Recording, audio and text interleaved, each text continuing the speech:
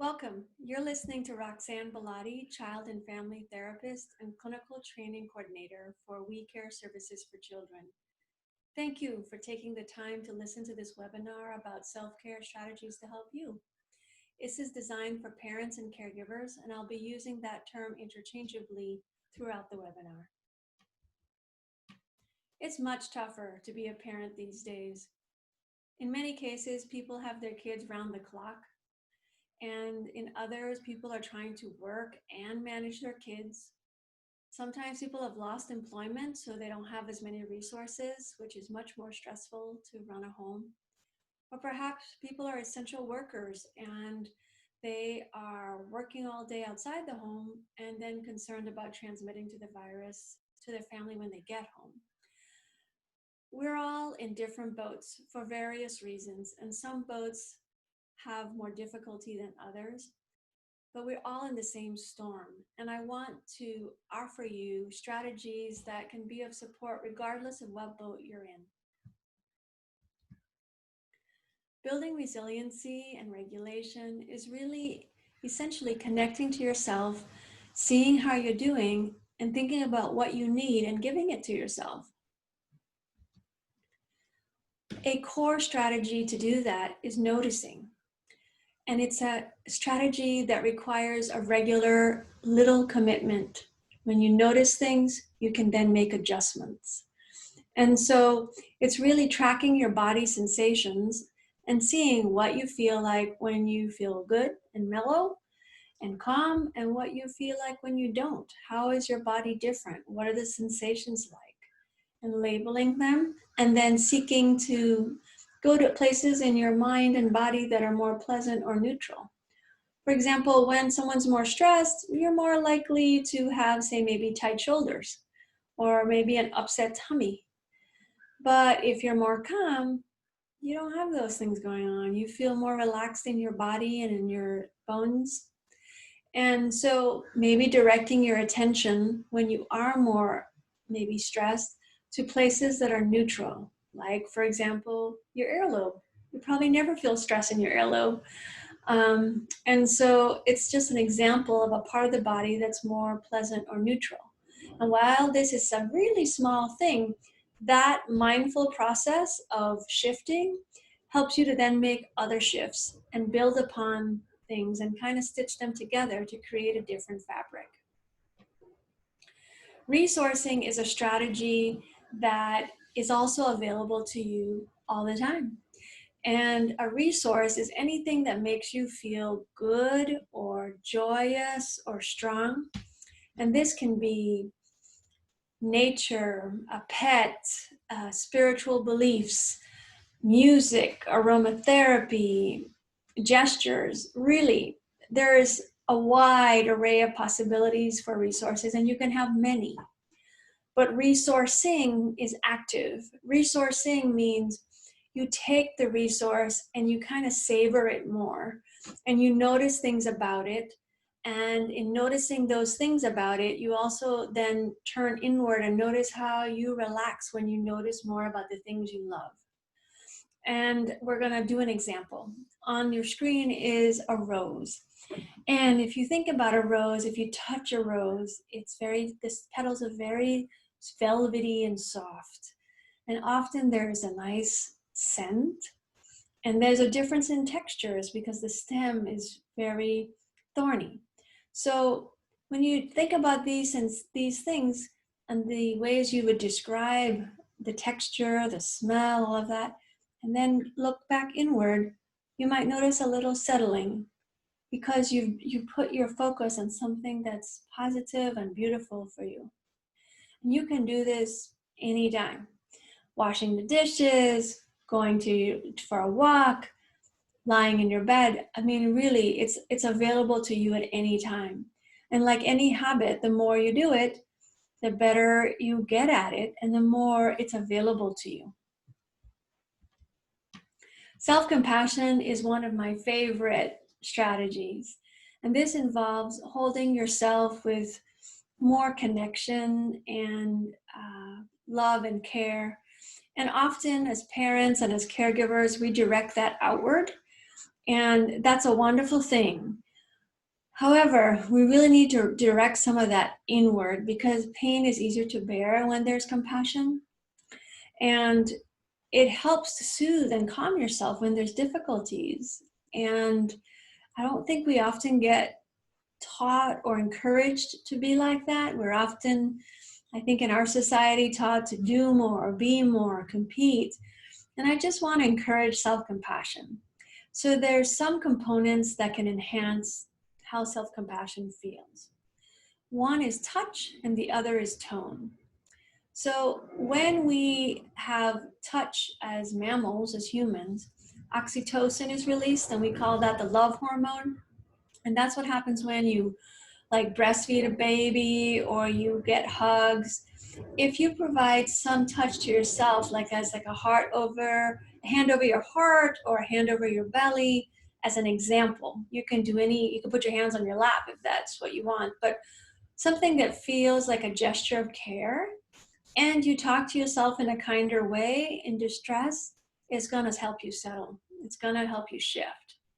So Kristen Neff is a researcher that studied self-compassion, and she recommends a very short self-compassion break that has 3 steps.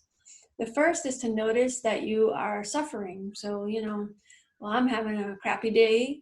And then the second thing is to recognize your common humanity, which is, well, I'm sure I'm not alone. There's probably a lot of people very stressed right now. And then the third involves having some kind of gesture. So I would vote for a hand on my heart and a hand on my belly, and saying affirming things such as, may I be kind to myself in moments of struggle. May I learn to transform my sorrow. May I experience gentleness and ease.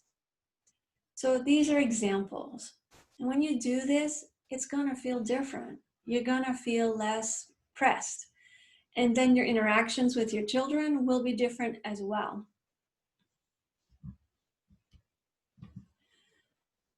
Mindful breathing as a strategy is basically focusing your breath as a way to calm your nervous system. And when we're more stressed, our breathing becomes more shallow.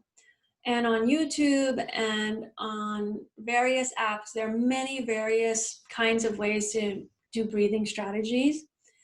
But for me, I like doing a longer exhale because I think that calms the nervous system pretty quickly. So we're going to try that together. And I encourage you to place a hand on your heart and a hand on your belly or wherever you'd like, because I think the gesture plus the breathing is settling. So here we go. We're going to do 3 sets of in and out, in for 4 and out for 8. So let's go in and out. That's 1. In and out.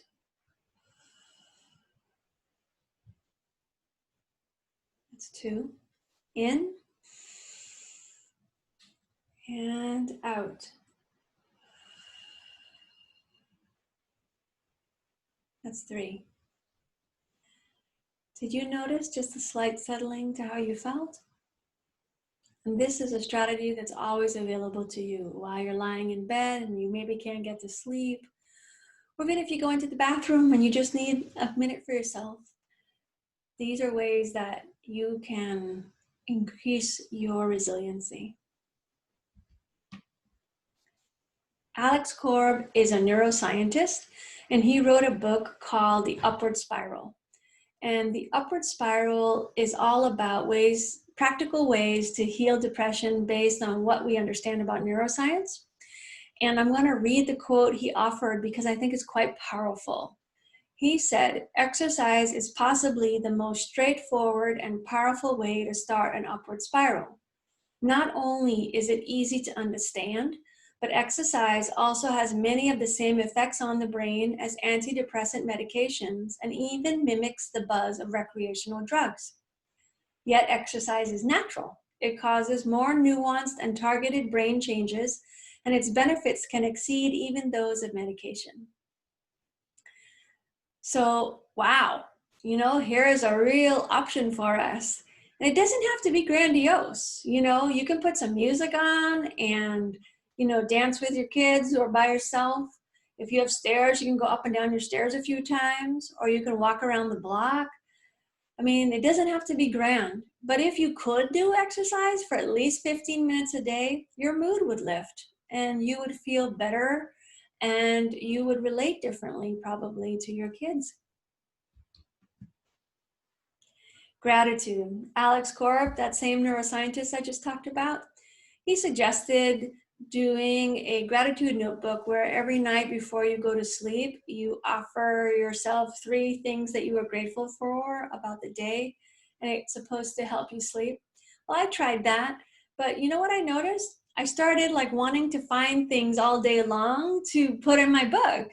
So I stopped needing the notebook and I just tried to just notice what I'm grateful for, and when I noticed it, to take it in, the same savoring like a resource that we talked about earlier, to just be really mindful of what is good in my life. Because of course, there's always things that aren't good. But if we can take in what is good and really appreciate that, it gives a different feeling of well-being. And when you are moving from a place of greater well-being, you relate differently. You feel better about yourself and you relate differently to your kids. I want to offer you these resource links. If you are interested in practicing noticing, tracking, or resourcing more, I would recommend downloading the iChill app. It's also available as a computer app, and it has both guided exercises as well as written instructions about each of these skills. And for self-compassion, Kristen Neff and Christopher Germer both have websites with free guided meditation practices. And they co-created the Center for Mindful Self-Compassion, which offers mindful self-compassion meditation classes, and currently is offering free online meditation groups, I believe 4 times a day. I think they offer it once a week in Spanish, and there are now groups for people of color. I really recommend this resource. If after listening to this, you realize that you need more support as a parent to do the actual parenting or caregiving that you have to do, please consider We Care as an option. We offer daycare and preschool consultation and mental health therapy, as well as wraparound and KDA services. The families that we serve are on full scope Medi-Cal for the mental health and wraparound services. Child Care Solutions does not require a Medi-Cal. And so if you are interested in any of these and feel it would support you to be, to be better connected to your kids, please contact Fong Seltzer. She's the Child Care Solutions Coordinator for daycare or preschool assistance, and Karen Soto for therapy and wraparound services. Fong's number is 925-305-4262, and Karen's number is 925-849-3117. If you are interested in reading more or listening more to any of the concepts I've described today, here are the references I used to create this webinar. Please feel free to look them up. And if any of the images are very compelling to you, these are the sources of my images. Thank you so much for participating today. I hope I've offered you some strategies that you will find valuable, and I wish you well.